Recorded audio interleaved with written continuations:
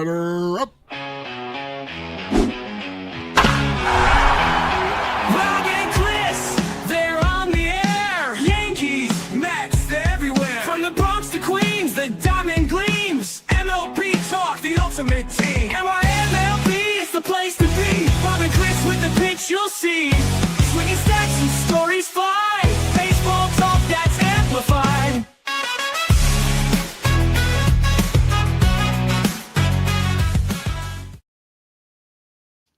And welcome to a new episode of NY MLB Talk with your hosts Rob and Chris as we cover the Mets, Yankees, and all of Major League Baseball. And if you are on YouTube right now, hit that sub button. We'd really appreciate it. And if you want to follow us on TikTok, on Twitter, you know where to find us at NY MLB Talk. And you can follow Rob at R. Maraska. You can follow myself at CP7NY. Rob, we got a special guest. Let's bring him on. Yes, we have Gary Perone, the general manager of the Staten Island Ferry Hawks. Usually, guys, we do MLB and, all that stuff, but we love to promote local and small baseball. So Gary's the GM of the Ferry Hawks. The Ferry Hawks came in existence after the Staten Island Yankees. And Gary, thanks for coming on. We appreciate you taking the time to talk to us. Oh, thank you, Rob and Chris. I appreciate it too, and we thank you guys for what you do in promoting the game and making sure that our fan base here in New York City understands what's going on in all five boroughs. So thank you guys. Cool. Yeah, we we have a lot of questions because the Staten Island Ferry Hawks. First of all, it was great that you guys, to get your name, you had a contest, and everyone had a chance to try to name the team. I remembered I sent something, and I don't even remember what I sent in, but that was a great idea. How did you guys pick Ferry Hawks after? I think we had so many submissions from all the different people on the island. We've had different names that were put in there, but the Ferry Hawks came out when we looked at, when we seen everything, and I think when you try to think about the ballpark and then you're doing a rebrand, when you're coming off a Staten Island Yankee name, you got to do something a little bit different. And I think, diving back into my bag of minor league baseball tricks, and when we were talking about things here, why Ferry, why Hawks? And the Hawks are the players. I always tell people that the Hawks are the players.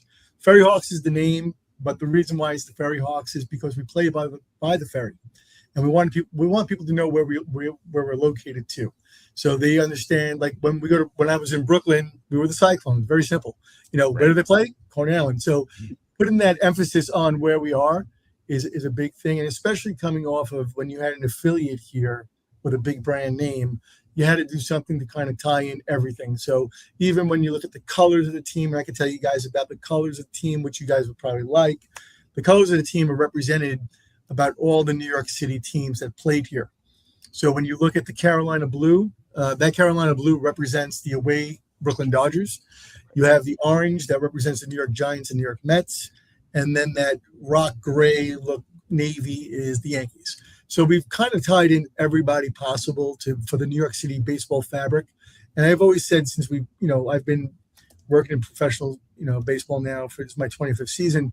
And in doing so, I said this venue here and this team now, we have the New York City venue. I believe this is the nicest ballpark in the country, hands down. And I don't say because we live here or I'm from New York City. And I had a great ballpark when I was in Brooklyn too. That place is fabulous. But being here with this view, we are the New York City ballpark. So I'm very happy about that. And we play by the ferry. So we have access points everywhere. Manhattan, Brooklyn can come here now. So, which is excellent. Yeah, I mean, it's a beautiful ballpark. I was there many times for the Staten Island Yankees. The Ferry Hawks, I had tickets actually last season and something came up. So I have to get to the Ferry Hawks game, which I wanted to. And I have another question for you before we get into things. Last year, I was trying to get a Ferry Hawks t-shirt. Has your team store expanded? Because when I went online, I couldn't find anything really. And people ask, where could we get Ferry Hawk shirts or caps or anything? So has the team store expanded? Oh yeah. We this year, just so you guys know, we did a lot of new things, and we'll start with the merchandise. The merchandise was, We've upgraded our merchandise. We have a brand new selection of great things. Even more than you see in there. We have some brand new stuff, new hats coming in, and we have new Hawkeyes coming out. Everything's great.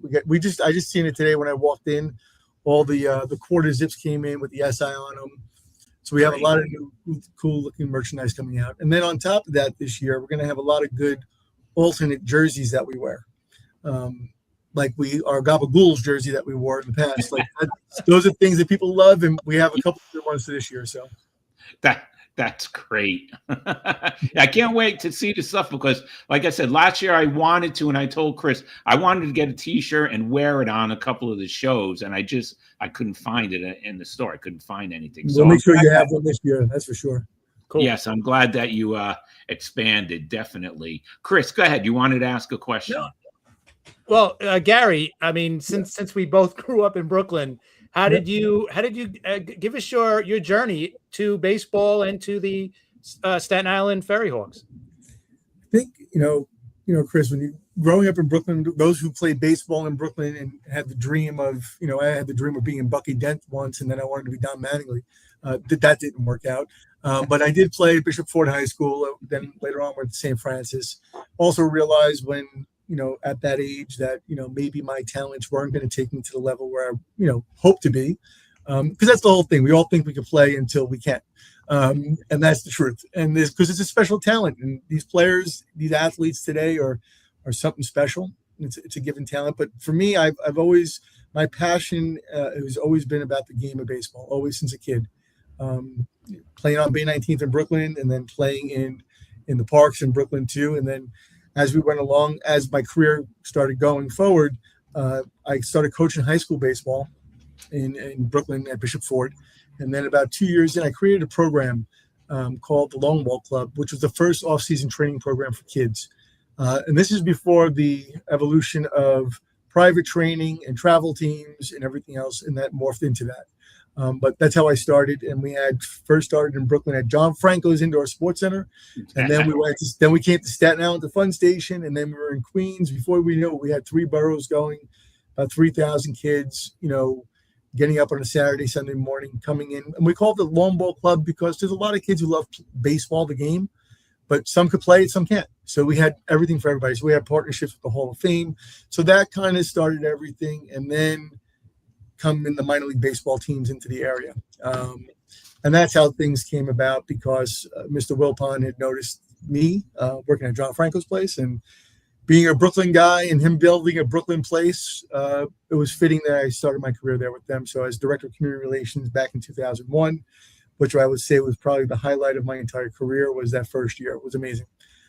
Started with them, and then fast forward, there's a lot of different ways of this industry and this business. Everyone wants to be Brian Cashman. Everybody wants to be the David Stearns of the world and those guys. But the reality is there's 30 of those jobs in the world. And in the industry, especially when you're a New York kid, like I am, if I could stay in baseball in New York City and promote the game that I love and create some cool promotions and do some great stuff for baseball here in the city, for not just for the teams, but for the kids, that's been the ultimate goal. So that's what we started in 2004. I was chosen to go to scout school, Major League Baseball scout school, where I got my certificate through MLB. And at that time, I came back home, and then I took a 2-year stint with the Yankees, and was in Staten Island for 2 years. And then I came back to Brooklyn because it was a short-lived Staten Island run back then. But reality was that my beginning of my career was Brooklyn-based. So when I went back to Brooklyn in 2007, I told them, I said, I'll stay here for 2 years and I'm done. That wasn't the case. I stayed from 2007 to 21 because I love Brooklyn. That was my place. But when the opportunity to come to Staten Island, because I do live out here, and the reclamation project was, and having a blank canvas to do this was kind of interesting. So and your first manager was Edgardo Alfonso, which I was very, very happy about. How how did you get along with Fonzie? How did that whole thing happen? How did he I become manager of the Ferry Hawks? Well, very, Fonzie's family and I, we go back to 2001 when Edgar Alfonso was the first manager of the Brooklyn Cyclones. I got to meet Edgardo when he was playing with the Mets, and then later on in his career, when he was done playing, he got to coach and manage in Brooklyn. So we met each other in Brooklyn, and we've always kept contact throughout the years. And after the 2019 season, when I was in Brooklyn, we won a championship. COVID hits, and then here we are back in 21, and we had a new manager in Brooklyn at the time. And I know during the 21 season, as I was, at the end of the season came, then I got the phone call for here. I called Fonzie and said, "Hey, listen, you're my guy. I want you here." So he said he would come, and him and Nelson both came, and we had a nice first year together. And I'm happy that we had an opportunity to do it because I knew it was special for both of us, and also to Staten Island in a way too, because one of the things I've always said is everyone on Staten Island loves baseball, but you have two different households on Staten Island too. There are Yankee fans and Met fans. There are Met fans out here. I tell people because how I know. When I was with the Cyclones and I came to a Staten Island Yankee game, we packed the place. That I know for sure. So, when we look at the big picture, having Fonzie here the first year was great. And it brought out the Met fans that kind of the Yankee fans were used to being here anyway. So, yeah, we did a whole big mix. Go ahead, Chris. Interesting. I seen, I think we all did. We seen Trevor Bauer signing with the Long Island Ducks. Yep. Were you guys involved at all, or did you bypass him? Like, how did all that happen? When Trevor's name first came about, everyone was notified and contacted, and there was a lot of things that were going on. And for us this year, the Ducks wanted to have him, so the Ducks got him. Good for Faf and the guys out there. Happy for them. For us, Carlos, and then this year we had Carlos Mirabel as our new manager. Yeah. So, we're talking back and forth, and it just came at the time where Ducks wanted to do more with him, and there they are. It is what it is. It's part of the game, but I'm very, it's nice that Trevor was out. I seen last night he pitched. It was good. It's good. It's good for the league. It's good for everything. I think it helps the league out in general, because when we talk about the Staten Island Ferry Hawks, part of the Atlantic League, and we're partners with MLB. So the goal is basically, if Trevor Bauer helps the Ducks, good for him. Good for them. Yeah. Yeah. Now listen, in 2022, Kelsey Whitmore signed with the team, right? Yep. And her first appearance, she was a pinch runner, and then she became the first woman to start an Atlantic League game in left field. Could you tell us about that? Because that's really a big thing. We think. Yeah, no, Kelsey's great. I still talk to her every day. We still talk. I met Kelsey back in early, before that season began, and we had some beautiful conversations. And when she came out here, she was dynamite. She did everything great, and she played well under Fonzie and Figgy. And she real professional. She knew she was a player, and that's what we said from day one. It doesn't matter who you are, you're a player. If you can play with these guys, you're gonna get your chance, and when you do, you got to shine. That's the bottom line. So she gave it. She was here for 2 seasons. She played a great outfield for us. She made some good plays in the outfield. And then I remember when she got her first hit in the league, it was awesome. It was great. Yeah. What a great night. And then I got a phone call from the Hall of Fame, and I delivered her stuff to the Hall of Fame. So to me, to have Staten Island in the Hall of Fame with Kelsey, and it to be a moment on Staten Island, and for the game, because like I've been saying too, excuse me, guys, Kelsey, the way I feel about Kelsey was she's the one who really helped to fan the flame for women in sports. After she started playing, we just see baseball now, women in baseball everywhere, even other sports, hockey's growing. And I think it has a lot to do with Kelsey taking the first step out and doing this. So very happy for Kelsey, very proud of her. Now she's with the Bananas with Jesse, and she's going to every major league ballpark. And to watch that, and last year I was there, and I'm going to be there Saturday at Yankee Stadium too. But last year, when I went out to watch her pitch, and I seen her come out of the bullpen at Yankee Stadium too, here in New York, was fabulous. It was amazing, and to see how the fans reacted, and to also know, because I know Kelsey personally, her admirations of getting to a major league stage and seeing that happen was amazing. So we're very happy for her. And now we're in talks with the Women's Professional Baseball League here in Staten Island to host some events with them. So that should be fun going forward. Yeah, that's a great thing, don't you think? Oh, absolutely. Have you had other women try out since she made the team, or no? No, we haven't. It's now that the Women's Professional Baseball League is taking formation, I think a lot of the women have now shifted that direction, and because it's being led by women who play the game. And I think that's the most important piece is, when people have these teams or have these independent teams, wherever it may be, or even the women's leagues, it's important to have the people who played the game part of it and building it, because especially on the women's side, it's as they're growing, and they keep on growing in every state. And here in New York City, we have a couple of good outfits now in Manhattan that are building. We have a lot of girls playing on Staten Island baseball now too, which is, we didn't have that before. Mm-hmm. So that's the good part about the whole thing. Is it gets, as long as people are putting a glove on and throwing a ball, I don't care who you are, right? Just do it. Just do it.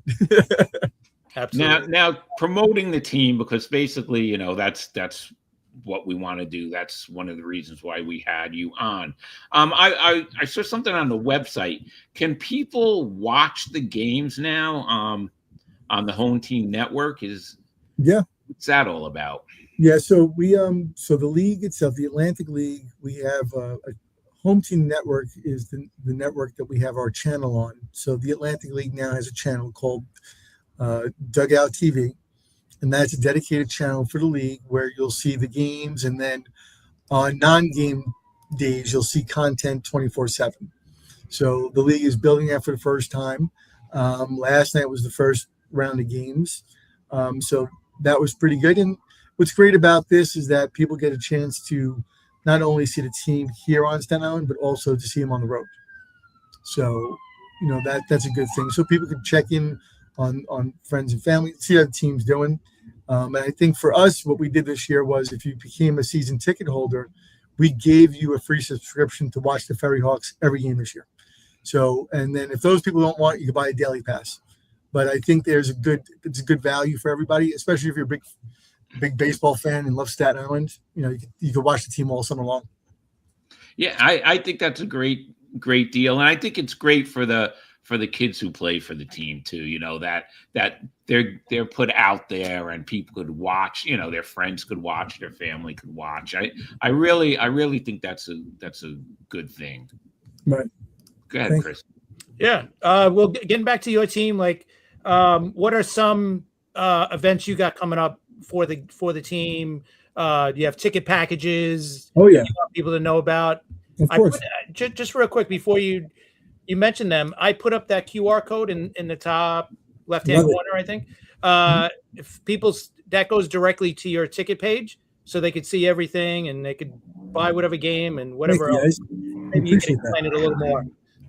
No, so that QR code leads to a lot of great fun, put it that way. So what we did this year was retooled a couple of things that we were doing in the past, because you got to keep it fresh. But we want to keep it fresh, and we want to keep the value there for people too. So what we decided to do this year was a couple of different things. We've had some signature games, I call them, which are the bigger nights that we've had.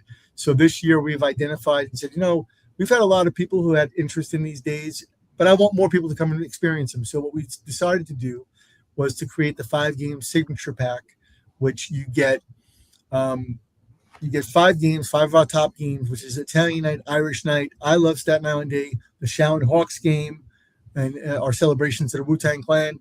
And then we have another game in that package that we put together. You get the 5 games, and we give you a hat and a ticket to opening day for $63. And the reason why we did 63, there's 63 neighborhoods in Staten Island, so that's for the Staten Island friends. And then what we're doing for this weekend coming up for opening weekend, all tickets are $5. You could get, and then we'll have menu items at $5 too. 2 for $5 Nathan's hot dogs. There'll be $5 draft beers, $5 popcorn. So it's going to be a weekend of celebrating the 5th season and the fives. As we go into the season, and things that I will tell you that are not listed there just yet. So we have a couple of good events coming up. I'm going to start with our event on, let's give you June 27th. We're going to do a lot of theme nights this year that tie back into great things here in New York City because, like I mentioned before, NYC baseball is near and dear to me. So we're going to be doing a salute to New York City baseball nights. The first one we're doing is on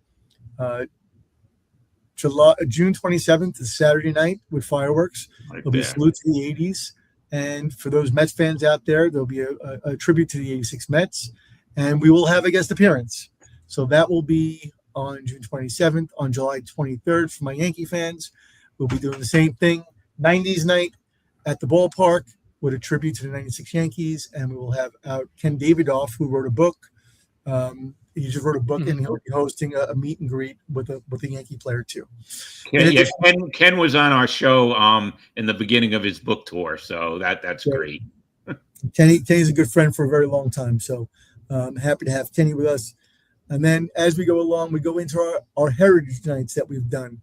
Heritage Nights over the last couple of years here have been a little bit different because the thing is, I've experienced 25 years of them, and if you don't change them up, they're boring. So what we did over here in Staten Island was the first year out of the gate, the Italian general manager comes out and says, we're going to be the Staten Italy Gabagools. So we rolled that with the Gabagools in the beginning. It was a lot of fun. All our friends in the influencer world came out to support it. This year will be dynamic because it's going to be different. We're going to have an Italian festival day on August 8th. It's going to be doubleheader. We're going to have a 12 to 4 festival in the back of the stadium. And then also we're going to be honoring Team Italy because of this year they're playing the WBC. And we are playing as the Espressos. So that will be on Italian night. And then July 25th, I'm going to mix around back and forth because I'm going to tell you guys.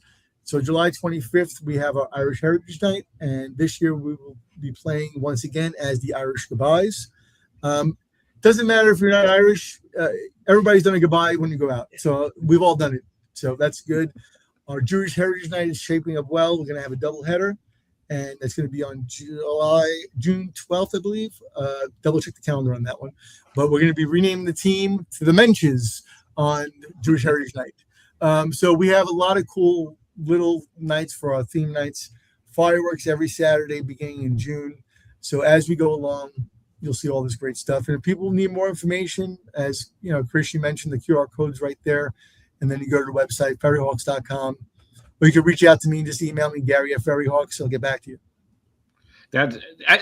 Listen, that sounds like a lot of fun. You have a lot of good stuff coming up. And every Sunday home game, the kids could run the bases, right? Yep. And this weekend, we're doing the same thing. All weekend long, kids run the bases.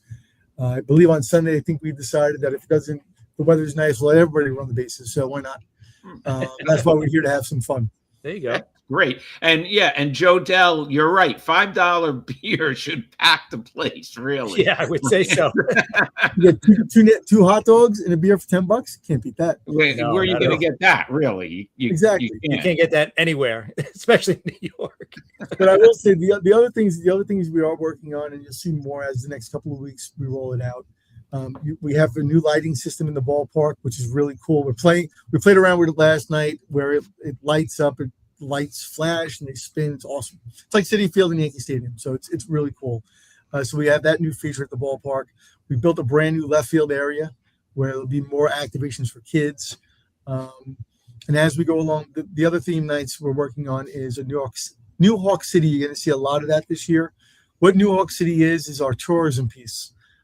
With the 2 fast ferries behind the stadium and the big orange ferry, we have multiple ways of people getting here. And so we're trying to create party boats from Brooklyn to Staten Island and from Manhattan to Staten Island. So that's a work in progress. In addition to that, there's so much I've got 63 games. I could be here all day. But what I'll do is I'll make sure I send you guys all the best promotions that we're doing so you know. But there are a couple of other ones that we haven't talked about just yet that when you guys do hear them, the first couple of ones are pretty cool. The next 2 or 3 I mentioned, oh yeah, these things we're going to get some publicity big time. So that'd be nice. Yeah, have Nick, your PR guy, add us to your list so we get this stuff and we'll plug everything. You Yeah, know, without a doubt. definitely we'll plug it. Let's talk about the team a little this Yeah. year. How do you feel about the team this year? You know, I'm excited to have Carlos Mirabel, our manager. You know, Carlos comes to us from the group Baseball United as well. He works with them. Baseball United, if you guys are aware who they are, it's the group from Dubai owned by Barry Larkin and a couple of the former Albert Pujols and a couple of major leaguers. And Mariano is part of that too. So what's good about that is that, you know, Carlos comes from a great wealth of baseball background, himself being from New Jersey. And like I tell Carlos, you know, he's the manager of the team. He's gonna you know, recommend the players he wants. He's gonna put his roster together. You know, it is his first year managing in the league. And I say this to a lot of first year managers that come, and even for myself, learning it coming from, you know, the Mets and the Cyclones back at the time. You know, if you have a good network of people, you're going to get good players. And I think our outfield, we have guys from the major leagues playing our out. We had Josh Palacios in right field last night. We have Blake Rutherford, a Yankee first round draft pick in center field, and we got Nick Decker out there. So I got 3 outfielders that played in the major leagues. The infield, right, and we have Drew Maggi who came back. Yeah. You know, we love Drew because he's that Rocky Balboa story we always love. Yeah. And he's a perfect fit Staten Island for us, so we love him. And then the roster looks pretty good. We got Nick Padilla with us. He pitched last night. Did okay. Our first night out was okay. But like I told Carlos last night after the game was over, it's the first game. We knock off the rust and get back out there today. So I'm excited about the season. I think that the baseball operations that we have right now is going to get better as we go along. And it's a work in progress. And as we keep on building, you know, the great thing about this is that when we have good, talented players, they're not going to stay here long. They're going to go elsewhere because that's the goal of the Ferry Hawks and the partner league with MLB is our job is to get players to get them back to Major League Baseball. And we try to do that. You know, last year we were very successful. We had about 6 or 7 guys go already before the season even began. This year we had one guy already. The Twins grabbed him from us. Carter Holtz. He was gone. He didn't even go on the road trip. He was just last workout and he got in his car and left. But that's what happens. You know, so from time to time, you know, we hope to do more of that as we go along. That's great. Now we have a couple of viewers that are sending in questions from X, and I have one that wants to know how are the Ferry Hawks different from the Staten Island Yankees? That's from Tony from Staten Island. Go figure. Tony, why not Tony? Tony, how are we different from? We're different because number one, we get to get the players that we want. You know, if they're available, and we could have our own roster. You know, when you're a Yankee affiliate, they give you the players, which is nice. You know, they give you the players, they give you everybody, and it's just you manage everything here for them. Things different here is that I believe Community Park has become more of a venue for Staten Island too. You know, in addition to the 63 Ferry Hawks games, last night we hosted a hero event for like people who've fallen. Mike Morrow and CSI put that on. You know, for us, we've become very, very community minded. And being very in tune with the little leagues and everyone out there. The Yankees did the same thing too, don't get me wrong. But this year, this approach that we have now going forward is a little bit different. You know, we want to make it affordable, make it friendly. You know, everybody's going to tell you the same catchwords. Ever since I came here, you know, living on the island, I tell people, you know, the island needs to wake up. You have a beautiful venue and a ballpark. If you don't come here, it's on you. It's not on us. We're going to do everything we can. We're going to give you hot dogs. We upgraded all the food this year in the ballpark. Everything was upgraded. So we're going to have different menu items. Our promotions are going to be better this year. We're going to put more promotions in and do bigger things. And basically what we've done is we've listened to the community too. The community wanted outside events. We have outside events all the time now. We are working on other outside events. You know, when people talk about concerts and stuff here at the venue, it's a little bit different to do that. Like, hey, have a concert. It takes time. It takes about a year. But we do have a festival coming up, May 16th and 17th. We have the Albanian Festival coming up. We host Oktoberfest every October. So we're adding more things in. I'm working with the PSAL about doing the championships. So we have a lot of great things for Staten Island. And how are we different? Only you can come here and tell me. Mm-hmm. You got to come here, Tony, and tell me. And Tony, if you want to come out, I'm going to leave you a ticket to experience it. So there you go. There you go. Yeah, get in touch with us. So Tony, email me at gary@ferryhawks.com. There you go. That's great. Listen, this all sounds great. I have a question. Is the Staten Island Advance involved with you guys at all? Are they promoting you guys? No, we have a good working relationship with the Advance, and we've had it ever since we've been here. We write with them. They do stories about us too. They're going to report on what they're going to report. That's their job. Right. The good or the bad. And whatever it is, I'm kind of used to that by now. You get I've been called a lot of names over the years, so it's you're used to that. But yes, we do. Brian Leyline and the Advance always been great to us. So we like working with them. Okay, I was just curious. Also, I had a question. When you worked for the Cyclones, how were the Wilpons? How was it to work with the Wilpons? I got to say, whatever the outside thinks about the inside, I always tell people at the outside of this glass window that I'm sitting at, the world doesn't know what happens in here. I will say that Fred and Jeff were always dynamite, to the people who worked in Brooklyn. They wanted us to be successful, and they gave us every opportunity to do so. I do know that Fred was very, very into Brooklyn. He's a Brooklyn guy. Yes. And we know they loved it, and that's something that I can never ever say anything, people can say what they want. But I will always say that, the Wilpon family gave me my first opportunity to. So I thank them for that. And, and the one thing that I was at City, I was going to call it Shea Stadium. I was at City Field last year, and I happened to see Fred, and he's always been very cordial, and I'm always grateful to them in the organization. So that's good. That's fair. Okay, Gary was kind enough to give us his time. We know he's busy. This is opening weekend and everything. Yep. And I told him about a half hour. But before you go, Chris has a question sure. a question that he has to ask you. Go ahead, Chris. Yeah, we always ask our guests this one final question before they go. If you were named MLB commissioner today, what changes would you make to the game?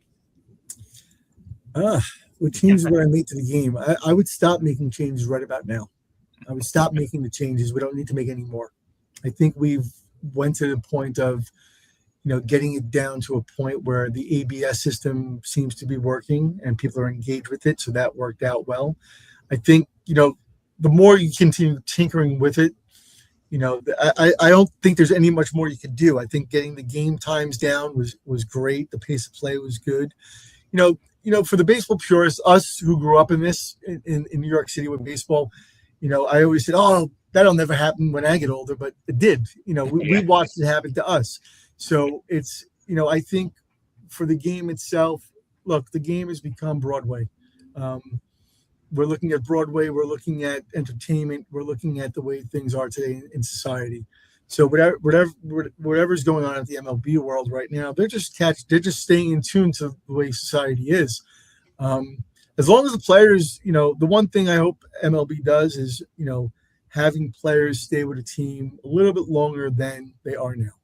I think when growing up as kids, we were always, I knew growing up as kids, Don Mattingly was my guy.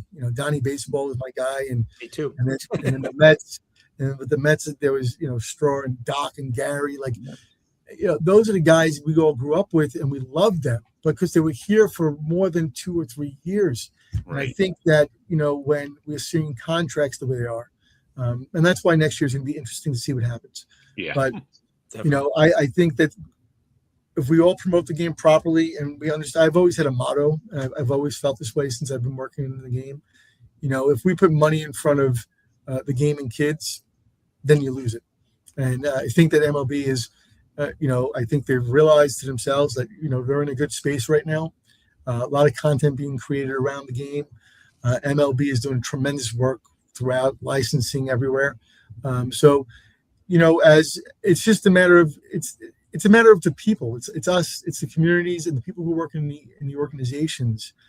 We're the ones tasked with having the communities come out and support. And we're the ones, now in a diverse city of New York, this is the other thing, I'll give you guys a few extra minutes because this I feel is extremely important. If anybody has to wake up, we need to wake up the baseball industry. We're going to drop a soccer ball in the middle of Times Square in New Jersey now. And when little kids see a soccer ball, it's $20 for a soccer ball. So it's easy to kick a ball against the wall by yourself. Right. So what I'm saying is it's our jobs of promoting the game and growing the game are there, and we have to do more of it. Because I like I always said, until my last day of working in the industry, I'm going to promote the best I can and engage as many kids as possible. And like I tell the kids, if you don't play the game, just come watch the game. If you don't watch the game, read the baseball card or go online and watch a video. I don't care. Just find something that's going to interest you with the game. Yeah, we agree 100%. Anyway, like we said, the QR code is up in the left. Guys, why don't you support the Ferry Hawks? It's not expensive. You could bring the whole family and have a great time. There's a lot going on. I'm definitely going. I'll be there this season, definitely. Look forward to having you guys out. Thanks. And listen, Gary, anytime you want to come on, open invitation, anything you have to plug, get in touch with me. Get in touch with us. Have Nick get in touch with us. Whatever you need, we're here to promote you guys. For some reason, all of a sudden, this show has exploded, and we have like a really, really big audience all over the place. So, we want to help you guys. Why don't we guys come out here and do a show here? I'll offer you that. All right. So you guys come out and do a show this summer. We would listen. We definitely will, and we probably could bring the New York Mets puppet that we have as a guest. He's great too. And the kids would love him. I got to talk to him. But that sounds great. Right, we'll be in touch. Thanks for coming on. We appreciate it. And take care, Gary. All right, Chris. That was great. Yeah, that was awesome. Great. That was great. But now we have to get into some serious business. I don't know. Do you really want to? Well, we got a couple of minutes. Listen, let's just do it. And let's talk about the New York Mets because they're driving me crazy, as they're driving every other New York Met fan. What is going on? It's just out of control. They're unwatchable. I mean, They're watchable for the first 5 innings, like last night when McClain was pitching a masterpiece. All right. 10 strikeouts. He's pitching a perfect game. And then boom, Buxton hits a 2-run homer. Well, they get a base hit first, 2-run homer, and then everything falls apart. It was just what do you think? What do they have to do? We talked about this Monday, but it's gotten worse since Monday. Yeah, real quick. The Mets are the first team in Major League Baseball history to finish with a winning record one year and then lose 12 straight games in April the following year. Oh, that's great. So there you go. You got that going for you. Yeah, we already got a record this year. There you go. Listen, they got to do something. It's a shame. It's not Mendoza's fault. Obviously, it's the players on the field. They're doing it. But the problem is they have to do something. You got Juan Soto's coming back tonight. That's going to be huge. Obviously, that's going to be probably the move that's going to get them over the hump. Hopefully. But you got Mauricio. He hit 3 home runs last night in AAA. Like, he's done enough in AAA. They got to bring him up. So, it's time to bring him up. You got Tommy Pham wasting a roster spot. Yeah. You could get rid of that guy. I mean, come on. Like, you got to do something. Benj, if you want to send him down and bring up Mauricio, you could also do that too. But they got to do something. And unfortunately, if they keep losing, I think it's Mendoza's job, obviously. But the real culprit, you got to start from the top. It's Stearns, right? Almost every move he made this offseason has gone the opposite direction. So, and we talked about it a lot before the season started. They were definitely risky moves, right? Putting Polanco at first, Bichette at third, trading Nimmo, for a guy who's, old and, coming off a bad year. So is he going to be able to get back to his old form? And so far it hasn't looked that way. And Soto getting hurt, that didn't help, obviously. But, they got to do something. You can't just keep running out the same guys, 12 straight times and they're losing. So I think it's time to make some big moves. I mean, they can't make trades either because think about it. Every other team in the league is like, still trying to figure out what they have before they start trading people, right? So a trade probably is not going to happen yet, maybe not for at least another month, at least not a major move. So this is what you got. You got to you got to figure it out with the guys you got on your roster or in AAA for that matter. You're right. And like we said, some of the moves he's made, you're scratching your head. And it goes to last season, right? When he signs Jose Siri and, you signed Juan Soto and then you signed Jose Siri, right? And that was a disaster. Then at the trading deadline, I can't really get on him because we all thought that the moves were good moves, right? Who thought Mullins was going to come here and just do nothing? Right. Right. He literally did nothing for you guys. Actually, less than nothing.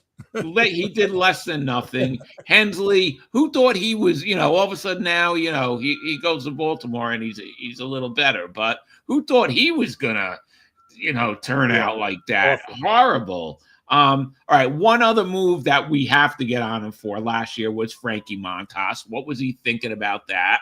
So he's made some bonehead moves. I mean, let's face it. I think that he's just a small town Milwaukee Brewers type, Pittsburgh Pirates, whatever type general manager. And he maybe doesn't get it in New York, or he doesn't want to get it in New York. He wants to just look like this genius. I don't know what it is, but something's got to be done. This team is horrible. How do you start the season without a bona fide first baseman? I don't know. Why didn't you just try to re-sign Pete? All right. Yes, the back end of that contract is going to be bad. We know that. But weren't the Mets built to win now? Wasn't there the 5-year guarantee by Steve Cohen? Chris, do you remember hearing something about that? Yeah, I remember him. Oh yeah, absolutely. And we're past the 5-year guarantee now, right? So really. And 2 years ago, you guys were 2 wins away from getting to the World Series. Now, last year you missed the playoffs, and since last June, you're the worst team in baseball. Right. So you got to point at the guy who's putting this mess together, who's making the decisions, making the trade at the trade deadline. Like we just mentioned, they all didn't work out. And now the offseason so far, this offseason has gone totally the opposite way. So, yeah, it's definitely on him more than to me on Mendoza. But Stearns is signed for like 2 or 3 more years at like $10 million a year. So he's probably safe. Right. Mendoza's only signed for this year. He's got a club option for next year, much lower than 10 million, like $1 million plus. So, you know what? He's probably going to be the sacrificial lamb if they don't start picking things up. I mean, like tonight, we said it like this was a great 9-game homestand for them to kind of correct themselves a little bit, get on a little bit of a roll. You're not expecting 9 straight to win, but you know what? If they go 6-3 on the road on the homestand or 7-2, you're like, all right, you know what? You feel better about them before they go on their road trip. But right now it hasn't started off good. And, Devin Williams, I mean, he's pitching as bad as he did for the Yankees last year. So, this is where Stearns is, maybe, like you said, he's for more small market guy, right? Because maybe, Williams is one of those guys that just can't hack it in New York because he didn't pitch good last year. And now he's starting off the same exact way he did, with the Yankees last year. So, again, they got to figure something out, right? The guy that they brought in last night after Williams, the guy struck out the side or struck out the next 3 batters he faced to get out of that because it would have been a lot worse, right? It gave you guys a shot, to do something in the 9th, but it didn't happen. So, yeah, I don't know. Like I said, they got to do something. I would bring up Mauricio. That kid's red hot in AAA. He's done enough. Bring him up. He even hit a game-winning home run for you guys already. up here. So you know what? Bring him up. You got nothing at all to lose. You've lost 12 straight. You have 0 to lose at this point. That you're exactly right. And it just showed, it goes to show you with the fan base last night, with last night's game. Warren comes in, right? Like you said, he strikes out 3 guys in a row to get out of that mess that Williams started. And after he struck out the first guy, the crowd was yelling MVP, MVP. So, at least they have somewhat of a sense of humor. But yeah. Williams, awful. He walks 3 batters. And listen, when he walked the first batter, I said, oh, here we go. Here we go again. And I was right. But I mean, you could blame him from the pitching standpoint, but the hitting too. Oh. Lindor hits a 3-run homer, and that's it. That's it. The score. That's it. The Mets don't score. It's I don't know. Something's got to be done, and I keep yelling about it until this team starts winning again and playing baseball. I don't want to see people laughing, singing, like I said all the time, my girl, dancing, stupid cheerleaders on the dugout, all this stupid crap. All right? This team is awful. I've wasted how many hours, not only me, Met fans, how many hours have been wasted on this team's sleep when they were in Los Angeles on the West Coast, getting like 4 hours of sleep during the week each night. For what? For this. It's horrible. All right. The team, it looks like you know what it looks like? It looks like one of those men's softball league teams. And I think I said this on Monday, that was just thrown together, like Joe from the auto parts store and Jimmy from ShopRite playing first. But Jimmy's never played first before. Jimmy is a catcher, but he can't catch. So, that's what it's like. It's like a mess. And it's like Johnny from the bodega is the manager, and that's what it is. It's like a men's softball league. So when is Anthony Savino getting a call to become a Met? Because like you said, they're throwing it together. They may as well bring in Savino. At least they'll get the team going, right?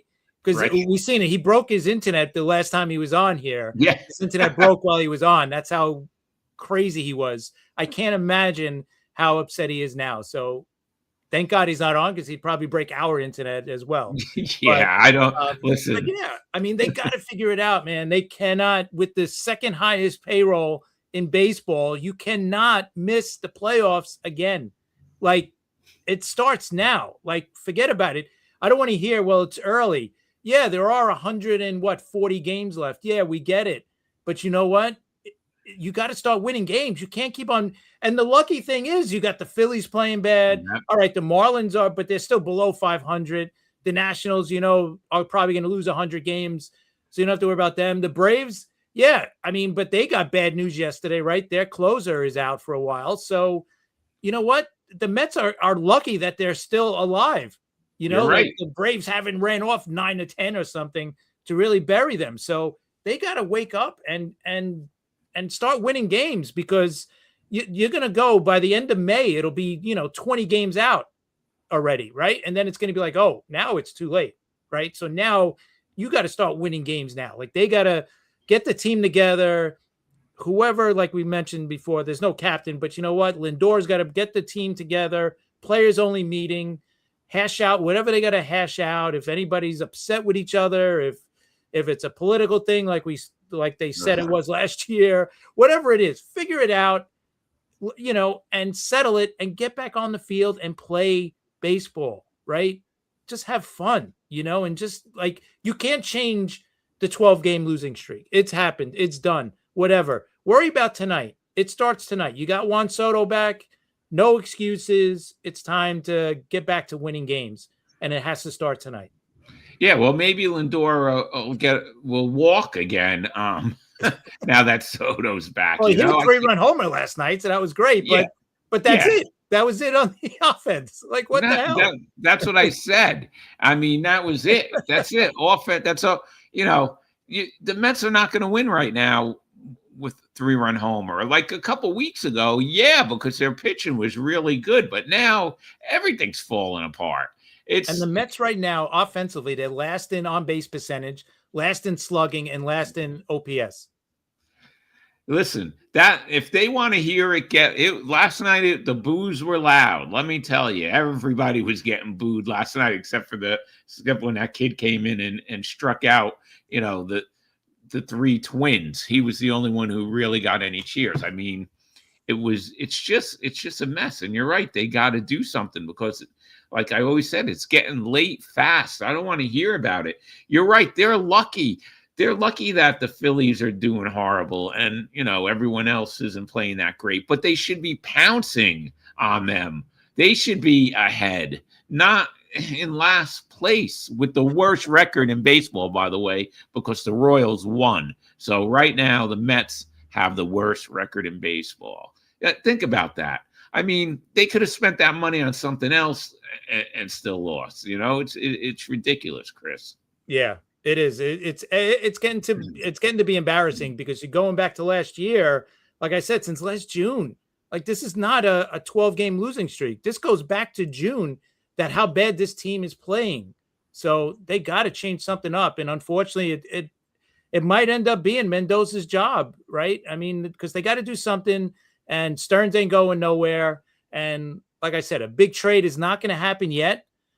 Maybe in a month as we get closer to the trade deadline. But man, we are so far away from that right now. So it's got to be from within. It's got to be within this roster. You know, you got to get Bichette on. You know, you got to get him going offensively. You got to get, you know, Marcus Semien, going offensively. You know, Benj, you got to figure him out. If he's not going to be able to produce, send him down to AAA. Get that confidence back in him, right? So right.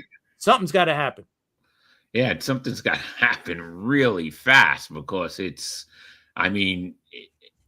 said it. It's embarrassing. They have to be embarrassed. I mean, no one likes to lose, but Mendoza can't keep going into press conferences and, you know, smiling and saying everything's going to be all right. I mean, you know, you got to be fiery now.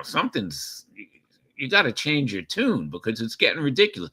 I have not watched the post-game show in about 2 weeks because once it's over, I don't want to hear any of that stuff. I don't want to hear Todd Zeal or Gary Apple talk about another loss. I don't want to hear it. It's not worth it. You know, I just shut it off. That's it. And I get pissed. And I'm sure I feel sorry for Savino's wife because he's probably just screaming and blowing gaskets and stuff. Yeah. Oh, we see it every day with Frank the Tank, right? So yes. Listen, if Savino didn't break his internet, I think he would be showing you Frank the Tank type videos every day. Because if I'm a Met fan, yeah, I would be feeling that way too. But you know, it's pretty horrible what's going on, and they got to figure it out. There's no jinx. Forget about some stupid jinx. They're calling it what are they calling it? Mambino? Mambino. Yeah. Come on, just win games, right? Forget about some stupid, jinx political or whatever crap. Of course. Yeah. That's what I hate. I hate when they bring politics into baseball or sports. Just leave it outside. I want to get away from all this stuff for a couple of hours. And, so the Mets better start winning. Okay, let's go to the Bronx real fast because another team that's not doing so great are the Red Sox. Oof. And, they're almost in the same boat as us. Yeah, so, especially offensively. I mean, I seen it up close last night, and yeah, they got nothing going on offensively. And without Devers, he's a huge Yankee killer. So without him, yeah, this is just the Red Sox now, right? So now it's not that team where you're like, oh, we got to deal with this guy. So, and Luis Hill, who hasn't pitched well at all this year, pitched great last night. So Yeah, he did. That was a great, and you know what? In a couple of weeks, like I mentioned before, you know what? Rodon's going to make his first start, I think Friday night, at Single A, his first rehab start. Thursday, Cole's going to make his second one. So you know what? In a couple of weeks, 3 weeks, whatever it is, they're going to have to make a decision, and a player is going to have to go into the bullpen or be sent down to AAA. And the way Hill was pitching before last night, he was probably going to be the first guy to either go to AAA or to get out of the rotation. So we'll see. I mean, it's a great problem to have, obviously, when you have too much pitching. But in a couple of weeks, you know, if everybody stays healthy and everybody's pitching well, it's going to be an interesting decision for the Yankees. Yeah, yeah, I think they're coming to take the Mets away. I think so. That's Savino being taken away. Yeah, I think the Yankees may sweep this series against the Red Sox. Now, you know, last night was the one game because of Heel that you weren't too sure about. He pitched great, so now it looks like the Yankees have a good chance of sweeping the Red Sox, and with the reinforcements coming back soon, the Yankees may run away with this division. The division that we thought was going to be the toughest division. I mean, look at Toronto and look at the Red Sox. And, you know, even the Orioles, I thought the Orioles were going to be a lot better. But the Yankees may run away with this, Chris. Yeah, listen, until they beat the Eastern team, until they beat their divisional foes, that's going to be the big one, right? Like if they could have winning records against Toronto, against Boston, against Tampa, against Baltimore, then I'll feel a lot more confident about that. But yeah, right now that's the way it's looking. But you know what? It's a long season and things can change, so you never really know. But right now they're playing great. The Blue Jays are definitely, you know, a team that has a lot of injuries. But you know what? They're kind of treading water. They're kind of just hanging in. They're not going to go away. So I don't see the Yankees running away with this division at all. And the Red Sox, I think that's a team that'll figure it out too. I mean, they got, you know, Crochet's been horrible his first few starts. So, you know, he's going to bounce back. But it's interesting. He threw his most innings he ever pitched last year. So maybe this is the results of that. I don't know. We'll have to see. But yeah, it's going to be interesting. You know, tonight you got Max Fried going, and then Thursday night is, of course, the Cam Schlittler start, and that's the one everybody's keeping their eyes on because he's gotten death threats from Boston fans and ridiculous. Yeah, and his family has. So it's going to be an interesting night for sure. Cam Schlittler's first start at Fenway Park. The one thing is he's preparing himself for it. So I think that's the good thing. But Fenway, when they're against you in Fenway, I mean, Gary Cole got shaken up, so anybody could get shaken up in that place. So we'll see. Yeah, we know that. Do you have the graphic for tonight's show, by the way? So I'll announce what we're doing. Yeah, if you could put that up, because this is the fourth inning, right? Is that what tonight's show is? The fourth inning tonight, clearing the bases at 8:30. And here's the thing. Everybody, the three of us have got a one win each in the first 3 weeks. So we're all tied for first, but Rob needs a win here this week. So, right. Exactly. I hope he does it. I'm rooting for Rob so we can have a 4-way tie for first place here after tonight. So we'll see, but it should be fun. We got some good topics to talk about tonight. Going over them. So it should be pretty cool. So definitely join us at 8:30. Be a part of the show. You know, with your comments, it always adds to the show. So definitely come and hang out with us. Yeah, it's a lot of fun. So that's about it, Chris. We'll see what happens with the Mets tonight. Yankees probably win anyway. So we'll see what happens. We'll see everybody Friday night at 10 p.m. also. But before then, we will see you tonight, 8:30. It's a great show. It's a lot of fun. So can't wait to go on tonight, Chris. Definitely. I'm looking forward to it. All right, everybody. We'll see you then.